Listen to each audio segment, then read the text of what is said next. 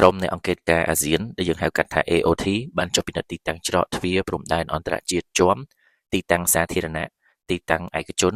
និងផ្ទះប្រជាពលរដ្ឋដែលរងផលប៉ះពាល់ដោយការវាយប្រហារពីកងកម្លាំងឈ្លានពានរបស់យោធាថៃឧត្តមមានជ័យក្រុមនៃអង្គការអាស៊ាន AOT រួមជាមួយនឹងលោកមេតមាសភក្តី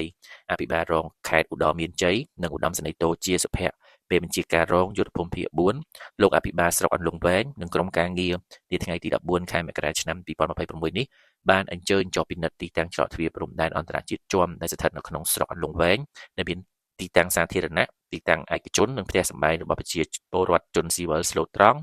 ដែលបានរងផលប៉ះពាល់ដោយការវាយប្រហារពីកងកម្លាំងយោធាថៃនាពេលកន្លងមកបន្ទាប់ពីបានពិនិត្យវាយតម្លៃជាក់ស្ដែងរបស់ក្រុម AOT លោកមាសមេតភក្តីបានស្នើឲ្យក្រុមការងារនេះពំនាំស្ថានភាពពិតនៃការវាយប្រហារក៏ដូចជាការរងគ្រោះទុក្ខលំបាករបស់ប្រជាពលរដ្ឋនៅខេត្តឧត្តរមានជ័យនិងផ្ដល់មកវិញនូវភាពយុត្តិធម៌ដោយឡែកនៅខេត្តព្រះវិហារឯកឧត្តមហេងរតនាអគ្គ